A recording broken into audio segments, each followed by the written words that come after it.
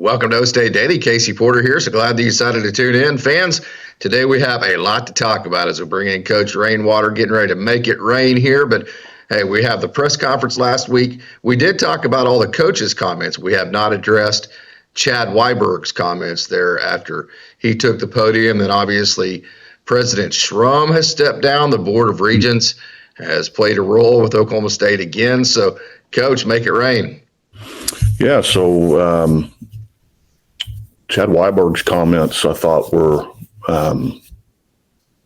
kind of going back to what we talked about last podcast with the coaches and trying to look at where OSU is now and where we need to move forward and what needs to happen and all the different changes along the college athletic landscapes and trying to stay away from the insistent questions of rehashing the past. But I thought he did a good job of kind of, and even in his letter that he had sent previously, maybe a week or so prior to that press conference, and kind of outlining where college athletics is going and kind of where OSU is looking to be and the support that needs to happen and all that kind of stuff. I thought he did a good job of outlining that. But I think you could also, as a fan or somebody that follows college athletics, I think what you're starting to see, not just in reference to OSU, but across the board, is a little bit of uneasiness or, I wouldn't say panic. Yeah. But I think you can sense that. I caught that drift, definitely. Yeah, I think you can sense that in not only Coach Gundy's comments, but also Chad Weiberg's, and that, man, because he spent a lot of time, or I shouldn't say a lot of time. I think his portion was, 17, 18 minutes, something like that. But he did spend a significant amount of time outlining or explaining that the last era change, the last era of football, anybody that got behind it took them decades to try and get out of that. And I think he magnified that even more so with this new era of football, or new era and landscape changes in college athletics, that, man, if we don't get out ahead of this and we don't do something quick to stay with the times, that this could be a decades-long recovery, if not, And so I think it's, very important to the fan base, to hear those things and see the sense of urgency. Like I said, I don't think it's necessarily panic, but I think you can very much sense the sense of urgency and trying to get everybody on board with not just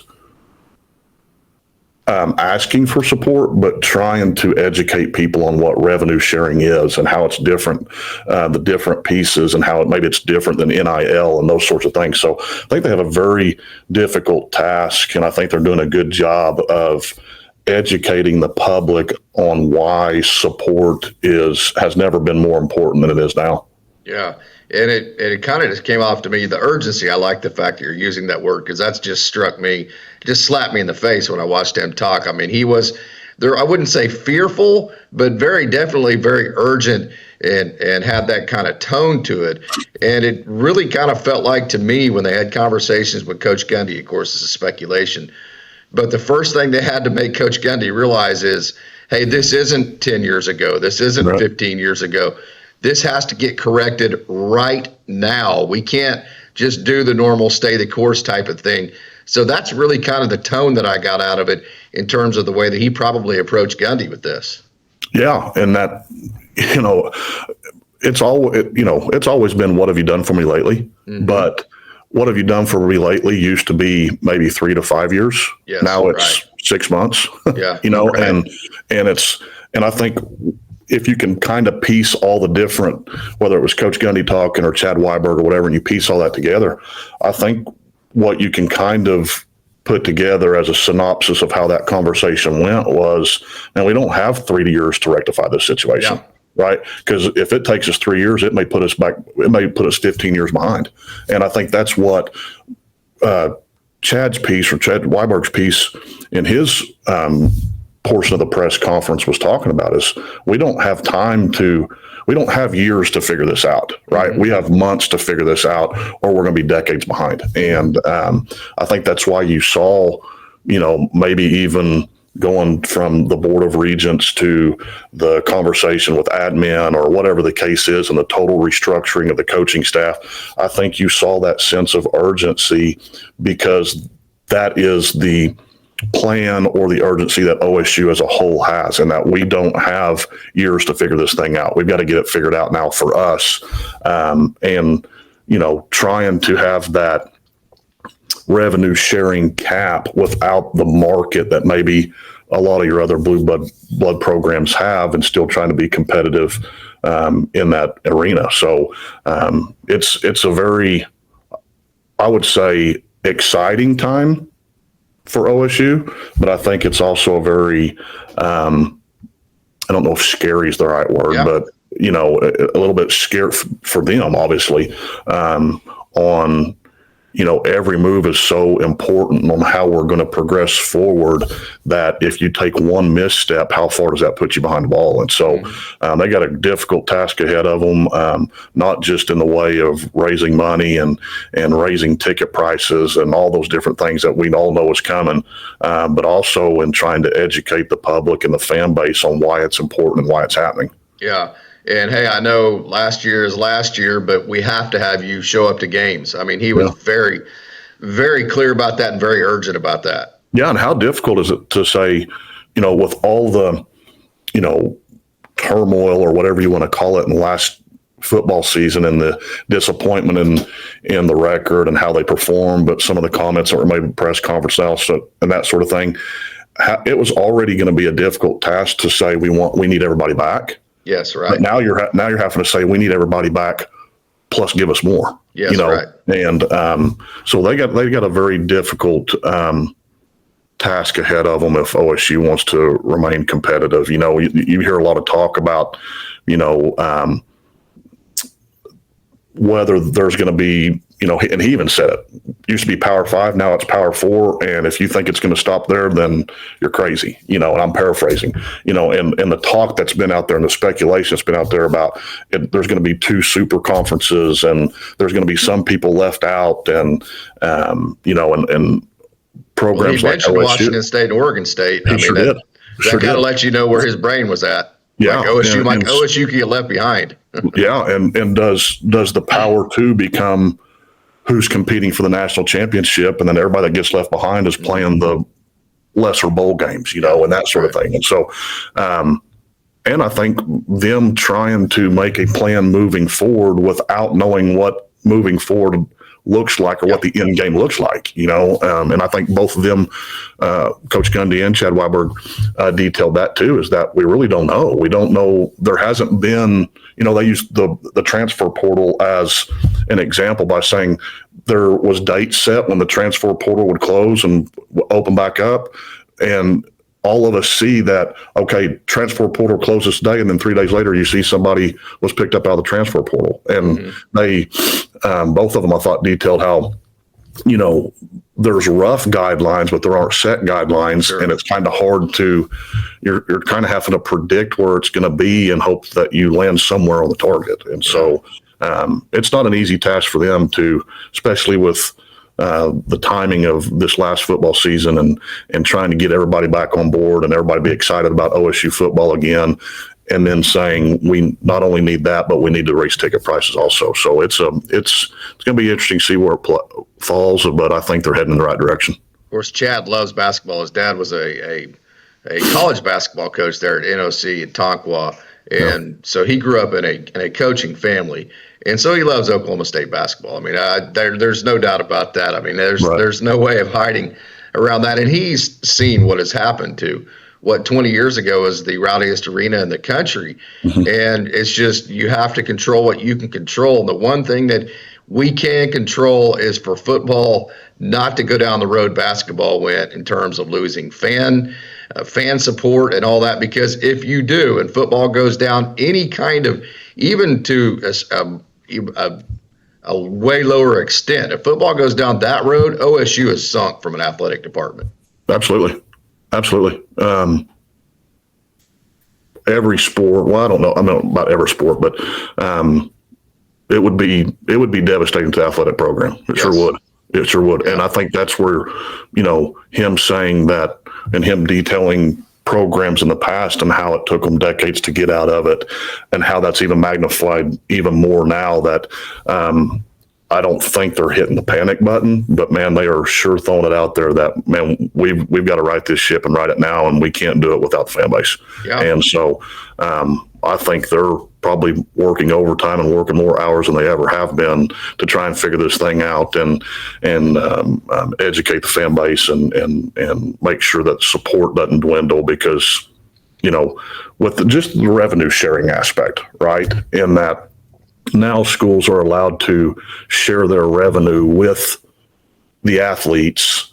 I think that's what you're seeing Chad Weiberg say is that the only way we can do that is if our revenue continues to increase every year. It can't go the other way, right? Yeah, and right. So anyway, it's exciting times for OSU athletics, but I think across the board and across the country, you're seeing how anxious and worrisome this can be for most athletic departments around the country. Yeah, and Oklahoma State has 18 sports, which isn't a whole bunch. I mean, there's some schools that have like 35 sports, yeah. and that's probably going to have to change. And so Oklahoma State's been able to kind of hone in on the sports that they do have, and for the most part, OSU, I think, 36 national championships or something like that. They've been a wildly successful athletic department working with what the way less than a lot of other schools have to work with. So I really found it interesting that he really was detailed in saying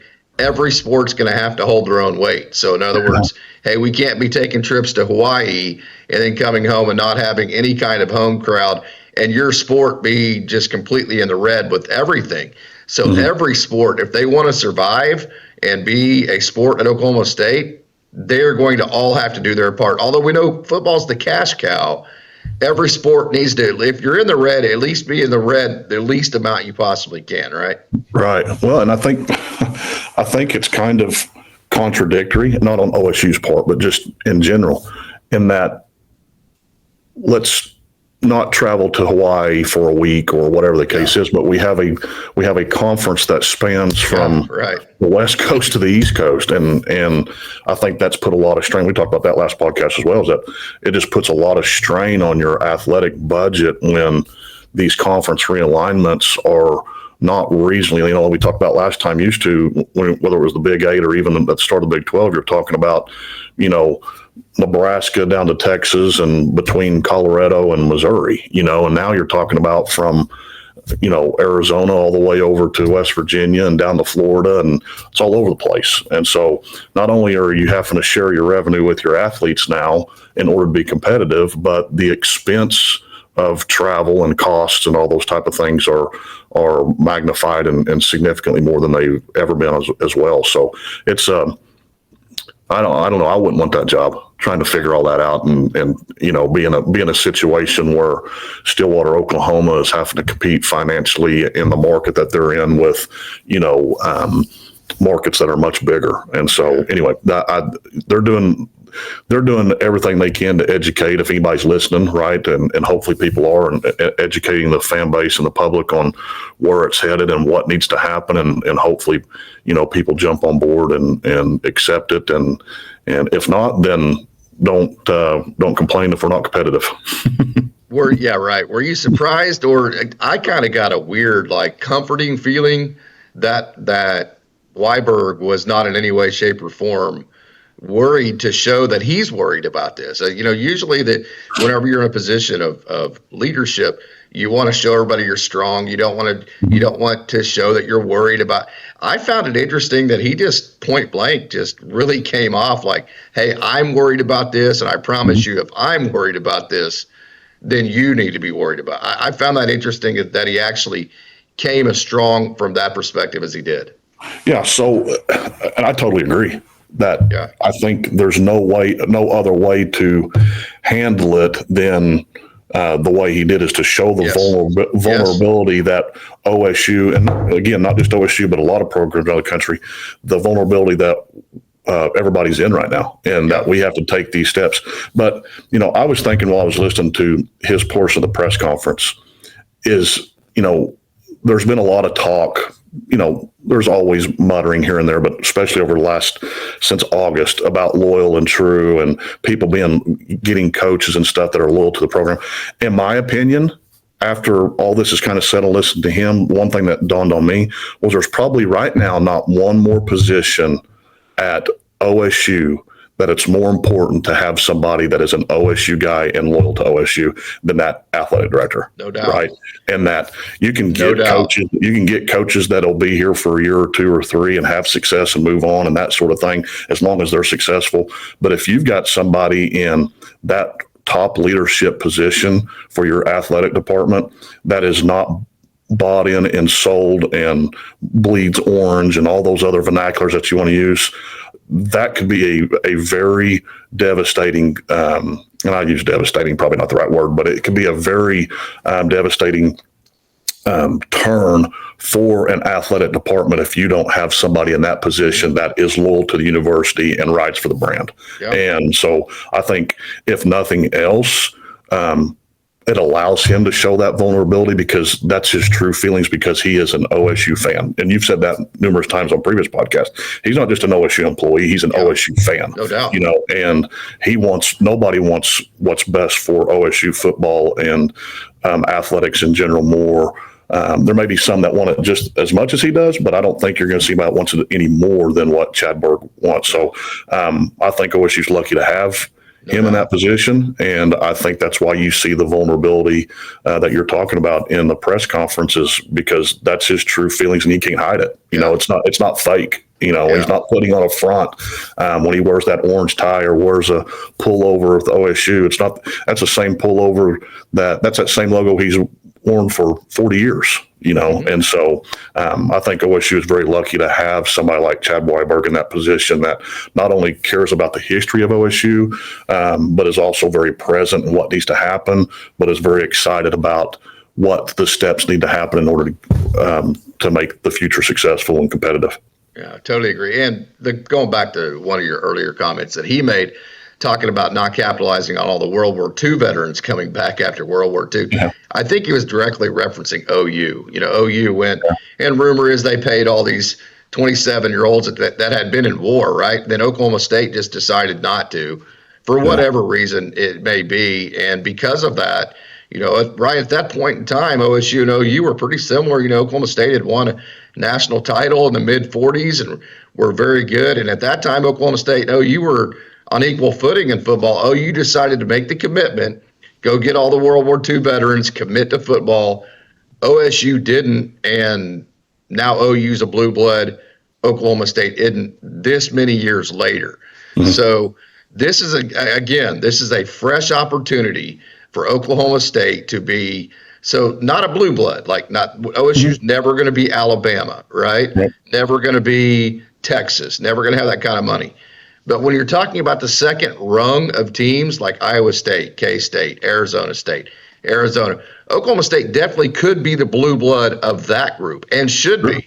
And so that's where Oklahoma State's goals need to go. Yeah. And I think what, talking about the World War II vets, right? Yes. I think that was an example he was given to highlight his point of if you didn't take the right step then, it took you decades to catch up, right? Haven't yet. In order to, if not half a century, you know what I mean? Yeah. And I think he was using that as an example to say, here's where we are in the present now. And if we don't take that step, if we're not the one that steps out and thinks outside the box and takes the next step on how we're going to be competitive, it may take another 40, 50 years to dig out of it, right? Which none of us are going to be around to see it. And so, but I think that's where, and we've talked about this too, going back to your point of being the blue blood of that group. I think that's what was the disappointment, right? And that here's this new chance of taking over the reins and being the top dog in this new conference. And we've been in this conference. We know the landscape. We know blah, blah, blah, blah, blah. And it didn't happen. And I think where Chad is coming from is, and I hate using first names because I've never met the guy, not on the first name basis, but I think where Chad Weiberg is coming from is if that doesn't get fixed, every year where it's not fixed puts you 3 years behind or 5 years behind or 10 years behind. And so I think you're combining the sense of urgency of that aspect of being the top dog in the Big 12 with a little bit of the panic button of revenue sharing and NIL and not knowing where it's a moving target, not knowing where this thing's going to land and how do you mesh all that together. Right. So I think, like I said, previously, I'm glad we have him in that position, and probably right now not a more important position at the university, especially in the athletic world, than to have an OSU guy that bleeds orange, that loves OSU in that spot. Yeah, so it's like you can live on a pretty tight budget, not a whole lot of money, if you write everything down, if you stick to your budget, if you're disciplined on it, you know where all of your money's going. And all of that. So that's kind of Oklahoma State, right? Like, we can live a pretty good college football life, a pretty good college athletics existence, as long as we know what our budget is, we know how much money we have to spend, we know where our money's at, it's all written down, it's all budgeted and all this. So where the problem comes in is whenever you don't make a whole lot of money, and then you have no idea what the budget has to become to compete with everybody else. That's the situation OSU's in. That gives the advantage of people who have a lot of extra surplus. They don't have to worry about that nearly as much as somebody who is literally having to pinch pennies, which is OSU. Well, that and most people can live on a budget. Most people can operate inside of a budget. Right. But where people get either off the rails or become really good is having that portion of your budget that's set aside for emergency or unknowns, right? Yeah, right. And in the athletic world, how much is that going to be? Because you don't know the unknown of how much is it going to cost to get that guy if I'm having to compete with other schools on what the NIL value is or what he's going to be receiving with the revenue sharing, or nobody knows those answers. That's what right? I'm saying, and so as a budgetary item, how much do you set aside? Who knows? Nobody knows. Yeah. And so I think that's where,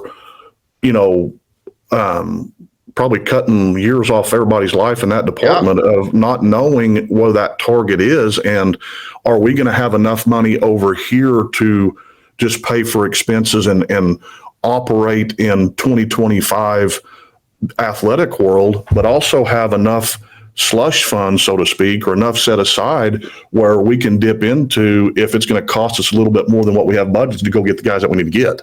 Yeah. And that's the hard part, is not knowing those pieces, not knowing what those dollar figures are. And so, I think it's very telling that the $20.5 million is a bare minimum, right? Yeah, and I think that's what they're detailing is it's going to take us this, and it's going to go up every year, because of the unknowns. So, again, I think it's an exciting time for OSU with the changes and having the people in place that recognize that and are stepping out and educating, but also, behind the scenes, I'm sure it's the panic button is very close. Mm-hmm. And we'll get into the Josh Holliday press conference probably next week, but wanted to address the Casey Shrum deal. Casey Shrum steps down as president of Oklahoma State. What a wonderful job she did. She retained, the enrollment was good. A lot of the financial and just the kind of some of the programs at Oklahoma State continued to grow while the tuition did not, right? The rate stayed flat. I mean, really, you could not ask for a better performance from a president. She was everywhere. She was visible. She was in the community. I mean, you couldn't ask for a better president than she was. Just kind of crazy that it all came down. What are your thoughts on Casey Shrum having to step down? Yeah, it's strange. It's always strange when, somebody resigns right in the middle of a school year, and there's really no, a lot of times when you see things like that they come out and say that I've been given a different opportunity, or there's something here or something there, but just kind of a blanket resignation and not knowing what the future holds for her. Obviously that provides some speculation. And like we've said 1,000 times on this podcast, if you don't want people to speculate, then, give some information, but that's all personal stuff and that sort of thing. I don't know the answers to those. How much did the regions play into it? How much did the conversations with revenue sharing and NIL and all the things going on with the football program and athletics in general have to do with it? Nobody knows that. But yeah, all the wonderful things that she had done, from the highest freshman enrollment ever at OSU. Yeah. My daughter was part of that. And like you said, tuition not being drastically inflated and all those type of things. So yeah, I think, and even into the health and human performance things that she was involved with, and the STEM education and all that kind of stuff. I think she was a very visible and fit OSU, fit Oklahoma State, fit Stillwater from the perspective that I've seen, and I think that's what a lot of people have seen. But it'll be interesting to see kind of what, or hear kind of how that went down and what maybe caused that. I'm hoping it was something that she couldn't turn down, and it was something that could better herself and her family. I hope it wasn't something that she resigned because she couldn't deal with it anymore. It was just too much. So I'm hoping it's something in a positive direction that was going to further her career and better her family. I hope it wasn't something where she was pushed out because it didn't match her views or her visions for Oklahoma State. Yeah. 100%, Coach. Hey, man, this has been another very fun conversation. Final thoughts as we make it rain here. Yeah, so we didn't get to wrestling, but saw where Jax Forrest committed to Oklahoma State about an hour ago. That's exciting. One thing I was looking at, because you always see the whether it's OSU, Penn State, or Iowa, who's the program, and one of the comments was, well, most of OSU's came before World War II or blah, blah, blah, whatever the case is, 35. So I did a little research, and here's what I would like to say about wrestling programs, right? The first national championship for wrestling, right, was in 1928, okay? And we all know who won that, okay? Oklahoma A&M, now OSU. For the next 80 years, for the next 8 decades, okay, since the 1920s, OSU has won at least one national championship in wrestling in every decade, except for 2010 to 2019, right? So I think what you're seeing with OSU wrestling is the excitement returning, and kids are recognizing that. Recruits are recognizing that. You're seeing big names come across the boards that are committing to OSU. And I think there's a lot of exciting times ahead of OSU. And I think Coach Taylor's going to get OSU right back to the top and start winning national championships in a short amount of time. Yeah.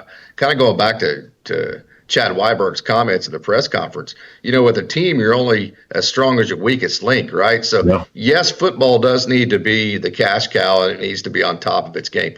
But also on the back end, if you're minor sports, wrestling is not a minor sport in the sense that we love wrestling, but in terms of the revenue part of it, what he was trying to say too, as far as they need to hold their own, if your minor sports can take care of themselves and put 10,000 people in Gallagher-Iber Arena and do those kinds of things, it takes an immense amount of pressure off of football. Yeah, I agree. And so excited to see that. I watch the wrestling every chance I can. I haven't been on site and part of one of those 10,000. I watched it on TV, but just looking at it from the standpoint of OSU has 34 national championships in wrestling and 13 runner-ups.